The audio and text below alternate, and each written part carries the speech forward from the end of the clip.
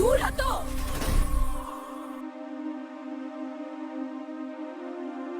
ये तुम क्या कर रहे हो? मैं वही कर रहा हूँ जो मुझे करना चाहिए। आपको ऐसा करने का कोई अधिकार नहीं है।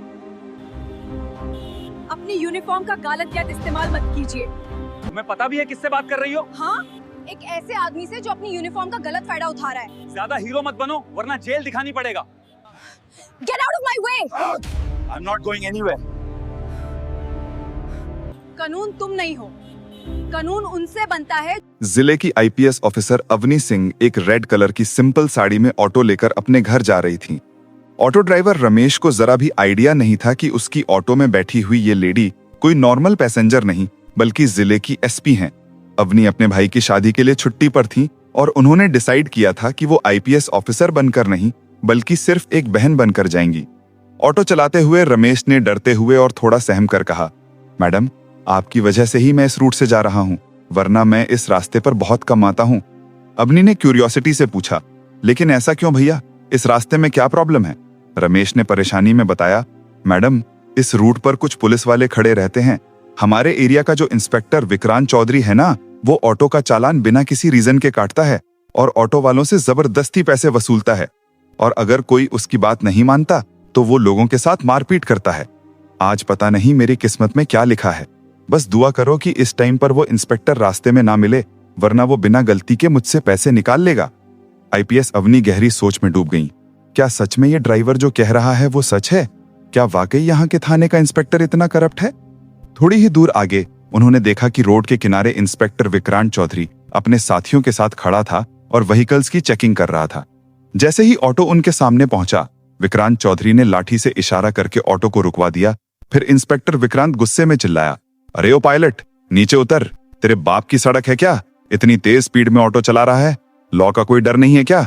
चल अब जल्दी से 7,000 रुपया का चालान भर। ये कहकर उसने चालान बुक निकाल ली। ड्राइवर रमेश डरते हुए बोला, साहब, मैंने कोई रूल नहीं तोड़ा, आप किस बात का चालान काट रहे हैं? प्लीज ऐसा मत कीजिए, मेरी कोई गलती नहीं है और मेरे पास अभी इतने पैसे भी नहीं है, मैं आपको 7,000 रुपए कहां से दूं? ये सुनकर इंस्पेक्टर विक्रांत और भड़क गया। उसने तेज आवाज में कहा, ज्यादा स्मार्ट मत बन मेरे सामने, पैसे नहीं है तो ऑटो क्या फ्री में चलाता है? जल्दी से ऑटो के पेपर निकाल, कहीं ये ऑटो चोरी का तो नहीं है? ड्राइवर ने जल्दी से सारे पेपर्स निकाल कर दिखा दिए। पेपर्स बिल्कुल ओके थे, सब कुछ पूरा था, लेकिन इंस्पेक्टर विक्रांत ने फिर भी अकड़ दिखाते हुए कहा, पेपर तो सही है लेकिन चालान तो भरना ही पड़ेगा। अब 7 नहीं तो 4,000 रुपए ही दे, वरना तेरी ये ऑटो अभी सीज कर दूंगा। पास ही खड़ी आईपीएस अवनी पूरा सीन ध्यान से देख और सुन रही थी। उनके मन में जबरदस्त गुस्सा आया, पर उन्होंने खुद को कंट्रोल किया ताकि पहले पूरी सच्चाई समझ सकें और फिर सही टाइम पर एक्शन ले सकें। ऑटो ड्राइवर रमेश ने डरकर इंस्पेक्टर विक्रांत से कहा, साहब, इतने पैसे मैं कहां से लाऊं? अभी तक तो सिर्फ 500 रुपए की ही कमाई हुई है, मैं आपको 4,000 कैसे दूं? प्लीज छोड़ दीजिए साहब, जाने दीजिए, मेरे छोटे छोटे बच्चे हैं, मैं गरीब आदमी हूँ, दिन भर मेहनत करके अपनी फैमिली का पेट पालता हूँ, मुझ पर रहम कीजिए साहब। लेकिन इंस्पेक्टर विक्रांत चौधरी को जरा भी दया नहीं आई। वो गुस्से से भर गया। उसने ड्राइवर का कॉलर पकड़ा और उसे बुरी तरह से मारने लगा और चिल्लाते हुए बोला, जब पैसे नहीं है तो ऑटो क्यों चलाता है? तेरे बाप की सड़क है क्या जो इतनी स्पीड में ऑटो चलाएगा? ऊपर से मुझसे बहस करता है, चल तुझे थाने का मजा चखाते हैं। इतना सुनते ही आईपीएस अवनी खुद को रोक नहीं पाई। वो तुरंत आगे बढ़ी और इंस्पेक्टर के सामने खड़ी होकर कॉन्फिडेंस से बोली, इंस्पेक्टर, आप बिल्कुल गलत कर रहे हैं। जब ड्राइवर ने कोई मिस्टेक नहीं की तो आप उसका चालान क्यों काट रहे हैं? ऊपर से आपने उसके साथ मारपीट की, ये लॉ का वायलेशन है।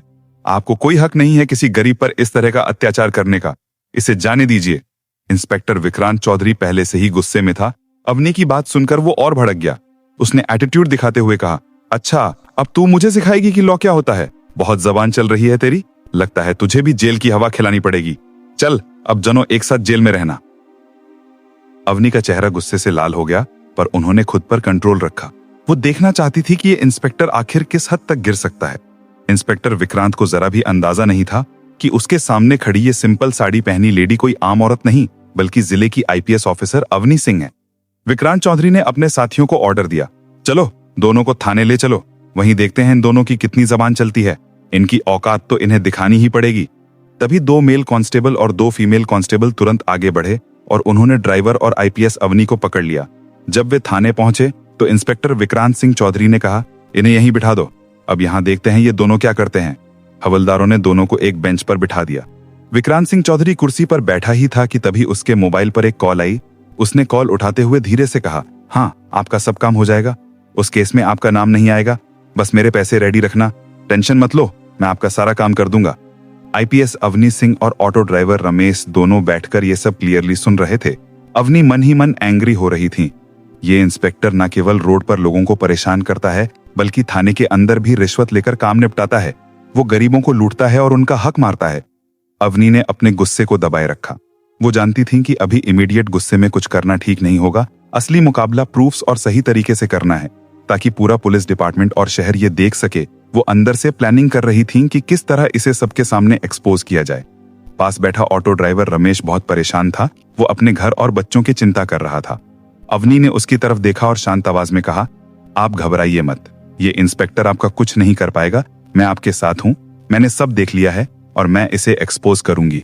आप निश्चिंत रहें, आपकी कोई गलती नहीं है, आप सेफ हैं। मैं कोई आम लेडी नहीं हूं, मैं आईपीएस ऑफिसर अवनी सिंह हूं। मैं इस इंस्पेक्टर के सारे काले कामों का पता लगा रही हूं, इसलिए अभी चुप रहकर सब देख रही हूं, फिर सब क्लियर करके इसकी औकात लोगों के सामने दिखाऊंगी। ये सुन ऑटो ड्राइवर को थोड़ा रिलीफ मिला। उसने एक लंबी सांस ली और झिझकते हुए बोला, क्या आप सच में आईपीएस मैडम हैं? लेकिन जब मेरे साथ ये सब हो रहा था तो आपने कुछ क्यों नहीं कहा? मुझे बचाया क्यों नहीं? आप कहीं झूठ तो नहीं बोल रही हैं? या आप इन लोगों से मिली हुई तो नहीं है? ड्राइवर थोड़ा डरा हुआ था। अवनी ने उसे शांति से यकीन दिलाया, नहीं, मैं इन लोगों से नहीं मिली हूं। मैं सच में इस इंस्पेक्टर को एक्सपोज करने के लिए चुप बैठी हूं। बस मैं देख रही हूं कि ये इंस्पेक्टर और कितने इलीगल काम करता है, इसीलिए अभी चुप हूं, वरना चाहूं तो इसे तुरंत सस्पेंड भी करवा सकती हूं। तुम थोड़ा इंतजार करो, फिर देखो आगे मैं इसका क्या हाल करती हूं। कुछ देर बाद इंस्पेक्टर विक्रांत चौधरी अपनी केबिन में चला गया। फिर उसने एक हवलदार को बुलाया और कहा, उस ऑटो ड्राइवर को बुला कर लाओ। हवलदार तुरंत बाहर गया और ड्राइवर से बोला, साहब ने आपको अंदर बुलाया है।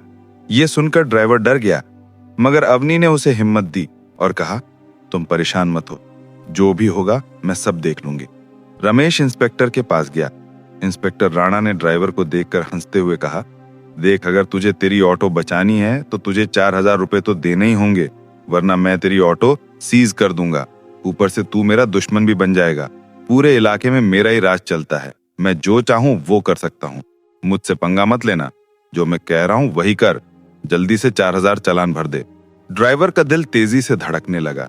वो रोते हुए बोला, सर ऐसा मत कीजिए, मेरा हाल देखिए, अभी मेरे पास इतने पैसे नहीं हैं।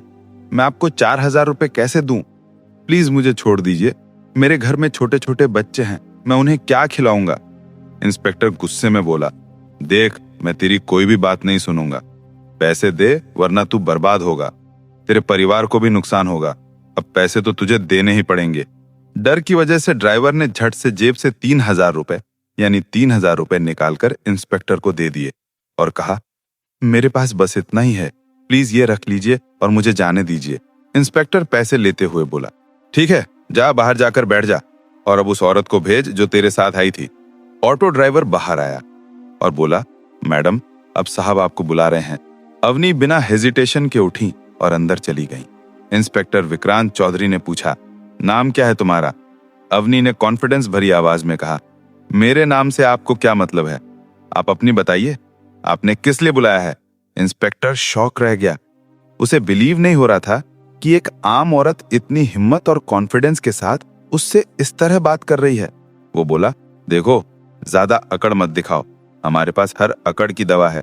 अभी 2 डंडे पड़ेंगे तो सब अकड़ निकल जाएगी। अगर घर जाना है तो जल्दी से 3000 रुपए निकालो, वरना जेल की हवा खानी पड़ेगी। अवनी ने बिना डरे जवाब दिया, मैं आपको 1 रुपया भी नहीं दूंगी, मैंने कोई मिस्टेक नहीं की है।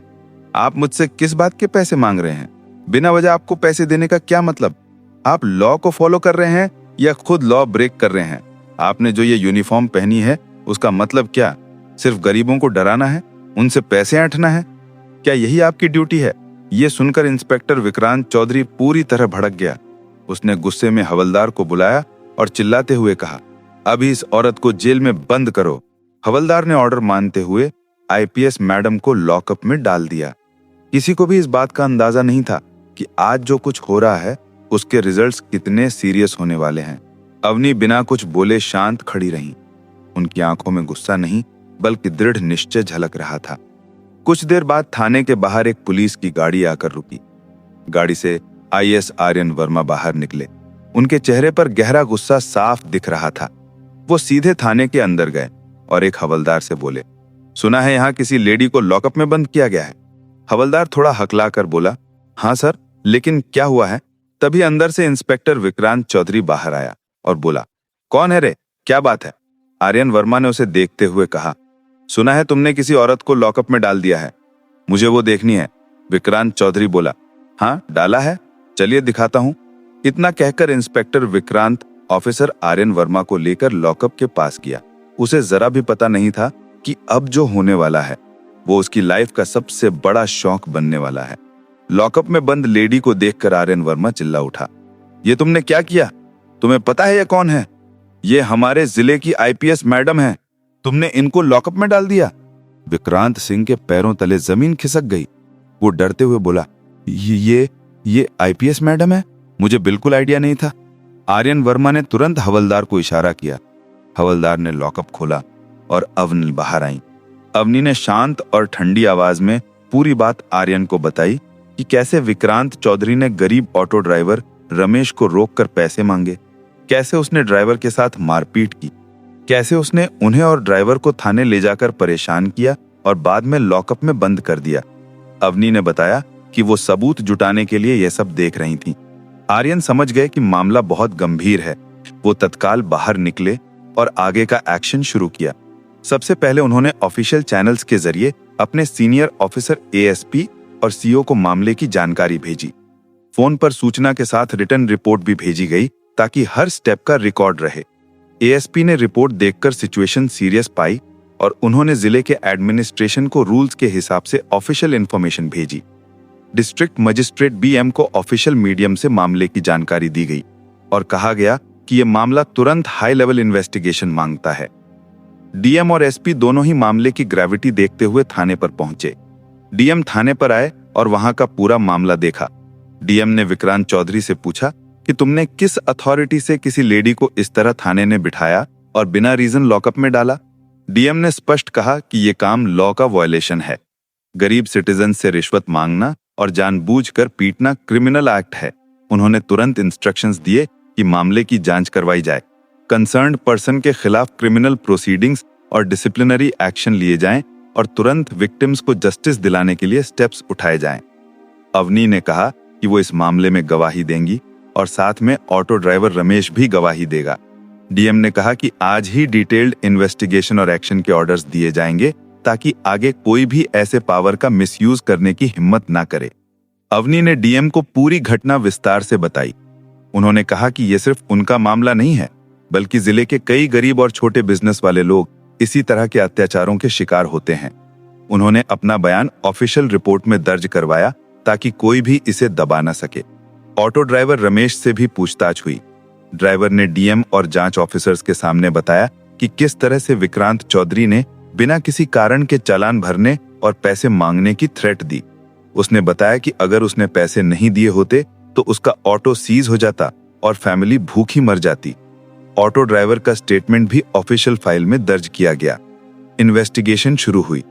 विजिलेंस टीम ने थाने के रिकॉर्ड और सीसीटीवी फुटेज को चेक किया। उन्होंने देखा कि विक्रांत चौधरी कई बार ऑटो ड्राइवर्स और गरीब लोगों को डराकर पैसे वसूलता रहा है। अगले दिन सूरज की पहली किरण के साथ शहर की सड़कों पर ऑफिसर्स की गाड़ियों की लाइन लग गई। एसपी कमिश्नर के साथ कई आईएएस आईपीएस ऑफिसर थाने में एंटर हुए। उन्हें देखकर इंस्पेक्टर विक्रांत चौधरी के चेहरे का रंग उड़ गया। विक्रांत चौधरी की कुछ भी नहीं सुनी गई और उसके हाथों में हथकड़ी डाल दी गई। एसपी कमिश्नर ने आईएएस ऑफिसर आर्यन वर्मा को ऑर्डर दिया और कहा, विक्रांत चौधरी को अभी इसी वक्त सलाखों के पीछे डाला जाए। जो लॉ को ब्रेक करेगा उसका यही हाल होएगा। और इसके बाद भ्रष्ट इंस्पेक्टर विक्रांत चौधरी को सलाखों के पीछे डाल दिया गया।